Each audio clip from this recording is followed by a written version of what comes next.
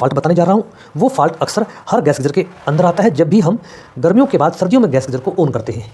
Fault का नाम है, जैसे ही आप टैप को खोलते हो या नल को खोलते हो तो हमारे गैस गीज़र से कोई भी आवाज़ नहीं आती, ना लाइटर का साउंड आता है, ना रिले का साउंड आता है और ना ही कोई फ्लेम जलती है।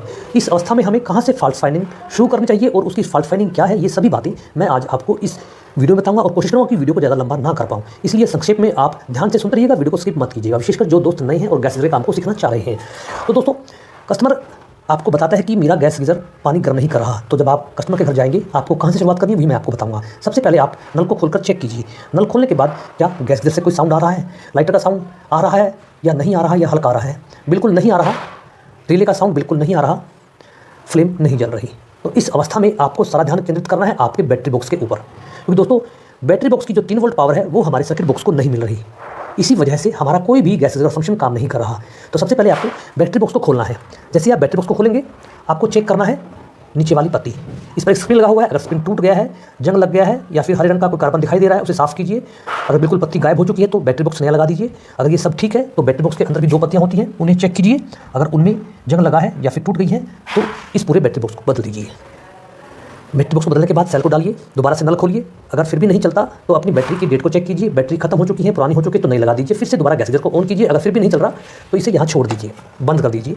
उसके बाद बैटरी बॉक्स के ऊपर के सिरे पर 2 तारें लगी होती हैं जो थिम्बल होती है, जो हमारी पावर को हमारे सर्किट बॉक्स में लेकर जाती है, इन्हें चेक कीजिए, टूट गई हैं, कट गई हैं, फट गई हैं तो उन्हें ठीक कर दीजिए। ध्यान रखिएगा जो वायर, जिस रंग की वायर जिस थिम्बल से खोल रहे हैं उसी थिम्बल पर आपको इसे लगाना है, क्योंकि यहाँ पर प्लस और माइनस का एक सिस्टम होता है, उसी के अनुरूप आपको वायरिंग करनी है। अगर आप इसमें गलती करेंगे तो आपका गैस गीज़र बिल्कुल नहीं चलेगा। यहाँ आपने सब ओके कर दिया है, गैस गीज़र को ऑन कीजिए, फिर भी नहीं चल रहा। अब हमें ध्यान फोकस करना है हमारे इस मैग्नेट सेंसर पर। इस मैग्नेट सेंसर के चेक करने के 2 तरीके हैं, या तो कोई पतली दियासलाई लीजिए, यहाँ पर एक जाली लगी होती है उसे निकालिए, दियासलाई इसमें डालिए और मैग्नेट को ऊपर उठाइए, क्योंकि दोस्तों हमारे इस पानी वाली पाइप में एक ऐसा मैग्नेट होता है जो पानी के प्रवाह से ऊपर जाता है, और जब भी मैग्नेट इस मैग्नेट सेंसर के पीछे पहुंचेगा तभी आपका गैस गीज़र ऑन होगा। देखिए जैसे ऐसे मैं दिखाता हूँ करके आपको, जैसे ही मैग्नेट इस पाइप में इस मैग्नेट सेंसर के पीछे पहुंचेगा तो आपका गैस गीज़र ऑन होगा। अगर आप इसे ऊपर उठा देते हैं और आपका गैस गीज़र ऑन जाता है तो आपकी फॉल्ट फाइंडिंग हो गई है। आपका सिस्टम यही है कि या तो ये मैग्नेट पर कोई अशुद्धि आ गई है, या ये नीचे की तरफ जाम हो गया है, या फिर पानी का प्रेशर आपका कम है। पानी के प्रेशर को बढ़ाइए, जाली इसमें लगी होती है उसे साफ कीजिए, पानी के प्रेशर का जो हमारा वाल्व होता है उसे चेक कीजिए, कहीं प्रेशर ड्रॉप तो नहीं हो रहा। इसका करने के बाद अगर आपका गैस गीज़र जाता है तो आपकी फॉल्ट फाइंडिंग यहाँ पर हो जाएगी। अगर मैग्नेट भी ठीक है, अब आपको मैग्नेट सेंसर चेक करना है, उसके लिए आपको एक मैग्नेट यूज़ करना होगा, इसे आप नहीं निकाल पाएंगे तो दूसरा मैग्नेट लीजिए और उसे मैग्नेट सेंसर पर रखिए। मैग्नेट सेंसर पर रखने के बाद जैसे ही आपका मैग्नेट इस पर आप रखेंगे तो आपका गैस गीज़र चलेगा। अगर गैस गीज़र चल जाता है तो इसका मतलब कि आपकी फॉल्ट फाइंडिंग हो गई है। लेकिन अगर मैग्नेट रखने के बाद भी गैस गीज़र नहीं चल रहा तो अब हमें आगे बढ़ना है। अगर यहाँ मैग्नेट रखने के बाद भी आपका गैस गीज़र ऑन नहीं हो रहा तो अब हमें इसे डायरेक्ट चेक करना है। डायरेक्ट कैसे, आपको जो ये जैक देख रहे हैं मेल जैक है, इस फीमेल जैक में लगा हुआ है, इसे अलग कर लेना है और इसके बाद हमें इन 2 पिनों को स्क्रू ड्राइवर की सहायता से टच करना है। लेकिन एक गलती जो अक्सर हम यहाँ कर देते हैं दोस्तों, ये जैक निकालने के बाद हम स्क्रू ड्राइवर लगाते हैं, वो नहीं चलता। उसकी एक वजह होती है, वो क्या वो मैं बताता हूँ दोस्तों। ये एक सीरीज है, एक पथ है, यानी कि एक रास्ता है जो इस पावर को हमारे इस सर्किट बॉक्स तक लेकर जाता है, लेकिन इसके बीच में कई अवरोध हैं, जैसे मैग्नेट सेंसर हो गया। उसके बाद ये स्विच होता है जो ऑन ऑफ करता है हमारे गैस गीज़र की सप्लाई को, और यही हम वो गलती करते हैं। हम इस जैक को निकालकर यहाँ पर स्क्रू ड्राइवर लगाते हैं लेकिन नहीं चलेगा, क्योंकि कई बार क्या होता है कि ये स्विच खराब हो जाता है, और यही वो वजह होती है कि गैस गीज़र ऑन नहीं होता। इसलिए इस स्विच को आपको बाईपास करना है। कैसे, आप देखिए एक जैक यहाँ लगा हुआ है, इसे भी आपको निकाल लेना है। जैसे ही आप इसे निकालेंगे देखिए बिल्कुल ये 2 जैक मेल और फीमेल अलग हो जाएंगे जो इस स्विच के साथ कनेक्ट है। इसे स्विच को बाईपास करना कहते हैं। अब आपके पास सिर्फ 2, एक फीमेल जैक और एक मेल जैक रह जाएंगे, यही हमारे सर्किट बॉक्स में सप्लाई को लेकर जाता है। अब आपको इस पर कोई भी स्क्रू ड्राइवर या फिर कोई लोहे की टेस्ट पेन या कोई स्क्रू, इन दोनों पिनों को शॉर्ट करना है, जैसे मैं कर रहा हूँ। और आप देखेंगे जैसे ही आप शॉर्ट करेंगे तो आपका गैस गीज़र का लाइटर ऑन होगा, रिले भी ऑपरेट होगी, यानी कि आपका गैस गीज़र का जो स्विच था वो ख़राब था, ये सप्लाई आगे नहीं दे रहा था, इसी वजह से आपका गैस गीज़र कोई भी रिस्पॉन्स नहीं दे रहा था। जैसे ही आप स्क्रू ड्राइवर टच करेंगे तो आपका गैस गीज़र ऑन हो जाएगा। ये देखिए जैसे ही मैंने दोनों पिनों को शॉर्ट किया, गैस गीज़र के लाइटर भी चलते हैं और हमारी रिले भी ऑपरेट होती है। अगर यहाँ पर आकर आपका गैस गीज़र रिस्पॉन्स करता है तो इसका मतलब फॉल्ट फाइंडिंग आपके स्विच के अंदर थी, जिसे आपने अलग कर दिया। आप इसे नया भी लगा सकते हैं, और ये ज़रूरी भी होता है किसी भी आपात परिस्थितियों में सप्लाई को बंद करने के लिए स्विच का होना बहुत ज़रूरी है।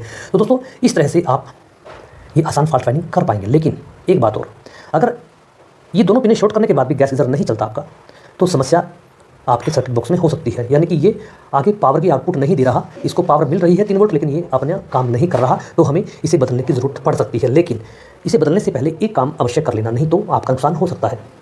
इसे बदलने से पहले आपको ध्यान देना है इसकी दोनों पिनों पर। अगर इन पिनों पर हरे रंग का पदार्थ लगा है, कार्बन लगा है, जंग लगा है, तो आपको इन्हें साफ़ करना है किसी स्क्रू ड्राइवर की सहायता से या फिर किसी एमरी पेपर की सहायता से। अच्छी तरह से साफ़ करने के बाद आप एक बार फिर कोशिश कीजिए और फिर आप पाएंगे कि आपका गैस गीज़र चल पड़ा। लेकिन इसे साफ़ करने के बाद भी अगर आपका गैस गीज़र नहीं चल रहा तो हो सकता है कि यहाँ पर जंग लगा हो, वो कार्बन लगा हो, इसलिए आपको इसे भी ध्यान से देखना है। और करना क्या है, आपको इस जैक को, मेल और फीमेल को बार बार लगाना है, बार बार निकालना है, बार बार लगाना है, बार बार निकालना है। ऐसा कम से कम आप 10 बार करेंगे तो आपके इन पिनों के अंदर जो कार्बन लगा है वो साफ़ हो जाएगा और आप पाएंगे कि आपका गैस गीज़र चल पड़ा। क्योंकि दोस्तों इसके ख़राब होने के चांस काफ़ी कम होते हैं, काफ़ी रेयर ही है ख़राब होता है।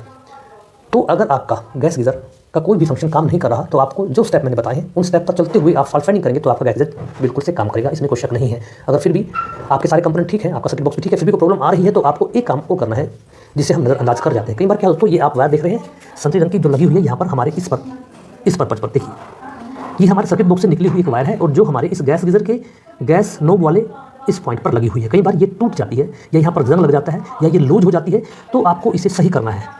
इसे टूटी है तो लगा देना है, जंग लगा है तो साफ करके लगा देना है और इसकी अवस्था को बिल्कुल चेक करना है। कई बार इसके टूटने के बाद भी आपके लाइटर काम नहीं करेंगे, बिल्कुल हल्की हल्की आवाज़ आएगी जो शायद आप ना सुन पाएँ। तो दोस्तों ये थी आसान सी फॉल्ट फाइंडिंग।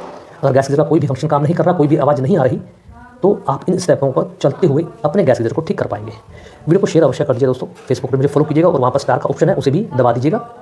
जो दोस्त नहीं है, अगर चैनल सब्सक्राइब नहीं किया तो सब्सक्राइब कर दीजिएगा ताकि मेरा हर आने वाला वीडियो आपको प्राप्त हो जाए। तो दोस्तों ये थी आसान सी फॉल्ट फाइंडिंग। गैस गीज़र अगर कोई रिस्पॉन्स नहीं दे पा रहा तो आपको ये कार्य करना है।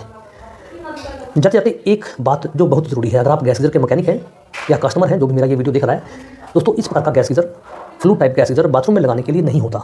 अगर बाथरूम में लगा रहे हैं तो वहाँ पर पर्याप्त वेंटिलेशन होना चाहिए। पर्याप्त उसकी भी एक परिभाषा है, वो मैं आपको आने वाली वीडियो में बताऊँगा। आपको बाथरूम में यूज़ नहीं करना, वेंटिलेशन पर्याप्त नहीं हो पाता और इस वजह से कोई बड़ा हादसा हो सकता है, तो कृपया आप गैस गीज़र बाथरूम से बाहर ही लगाएं तो बेहतर रहेगा। वीडियो को शेयर अवश्य कर दीजिएगा दोस्तों, धन्यवाद।